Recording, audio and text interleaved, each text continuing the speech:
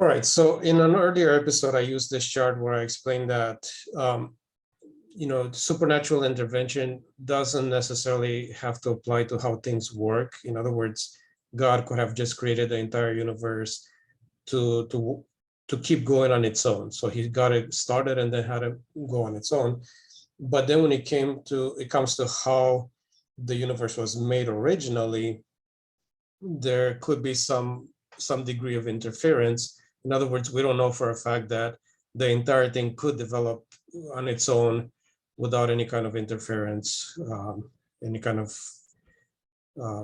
additional difference from outside the system.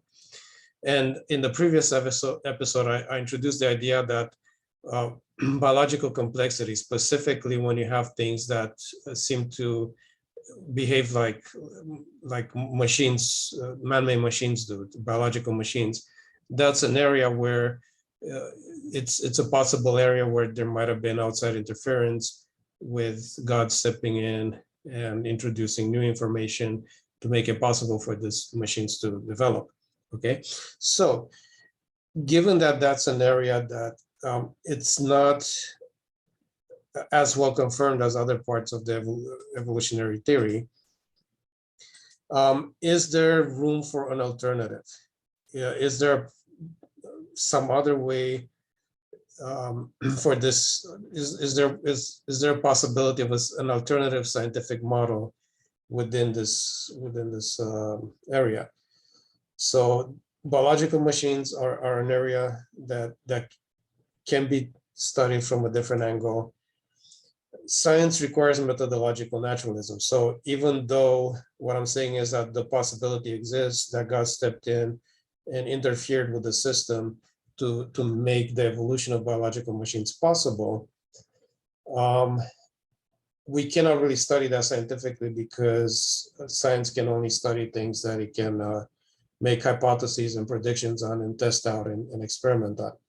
So is there a way to approach the same issue and study the possibility of divine interference while still using methodological naturalism? So one way to do it, and this has been explored before, but not in any, it hasn't really been taken to the lengths it would need to go. But let's just say that sometime in the future, once we become way more advanced than we are today, and we have advances in areas like genetic engineering, space travel, things like that. Let's say as we're traveling through space, we get to some kind of planet that seems capable of sustaining life. And let's just say that the evolutionary process on that planet has already happened to some degree. So it's at a certain stage, maybe halfway to where we need to be to have living intelligent organisms and things like that. But we get there and it has some degree of life on it. And we decide that we can actually tamper with the genetics of those organisms and mess around with them and introduce new structures and things like that. And then we leave, and then the planet the organisms on that planet continue to evolve for some amount of time until they reach the capacity to, self-consciousness and self-awareness and intelligence, and they're able to develop their own scientific process and go back and study their own history.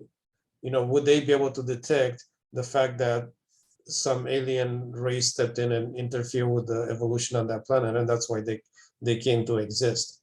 But approaching things from this angle is basically saying that it's possible to take the concept of outside interference, outside intelligent interference, and convert it to something purely naturalistic that can be studied using methodological naturalism or science. So this could be a way to address that possibility. And of course, if we say no, there would be no way to detect that kind of outside interference, well, then we need to make adjustments for that and say, hey, there's some limitation here, and there could have been outside interference, but we would have no way of knowing it. So what is the underlying logic? Basically, we're just saying that if God did something, it would probably be closer to what it would be like if man did something than if that thing happened naturally. So in other words, um, the hypothesis of genetic engineering, which is something that human beings could actually do and would be able to do a lot better will be able to do a lot better in the future, that should probably look more like what it would look like if God interfered and introduced some information, some genetic information, than if evolution did the whole thing on its own.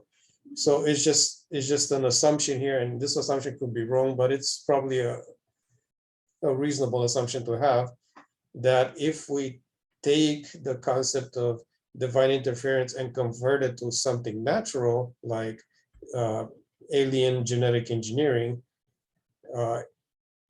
then there should be some kind of evidence available that would line up with this hypothesis more than with the evolutionary hypothesis, and we should be able to detect that theoretically. So this can offer the possibility of an alternative model. So it's a way for us to study the supernatural possibility using methodological naturalism. It creates a basis for hypothesis, predictions, and research. And this should be something logically that can be allowed and something publishable within mainstream scientific journals and accepted as legitimate science, and given a chance to progress to the point where either it's proven or disproven. So it could be that this angle is followed for a while, but it turns out that there's no way to really support it with actual evidence, and then we move on. But it could be also that by taking things from this angle, it opens up new areas of research, and it opens up new ways of looking at things, and it's actually a successful new approach in science. It seems to me that the only reason we would not pursue such an angle within the scientific enterprise is because of philosophical prejudices that people already have because of the things I explored in the previous videos. The atheist side will have philosophical prejudices with this because their whole concept of tentative naturalism, which is flawed. And the theists would have problems with this as well because they don't believe in supernatural interference because they're dualists and they think everything that's natural is also supernatural at the same time, and they don't make that distinction. But really, science cannot work with that. The only thing science can work with is this idea that there's some kind of contribution.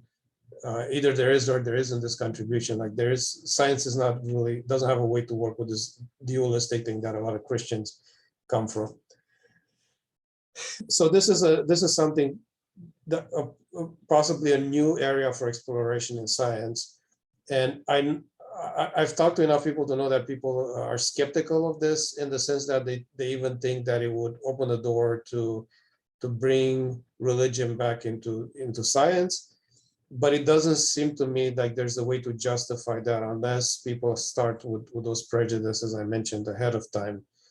And there should be a way to carefully supervise such a project so that it doesn't go off track and it doesn't go off into some sort of pseudoscientific direction.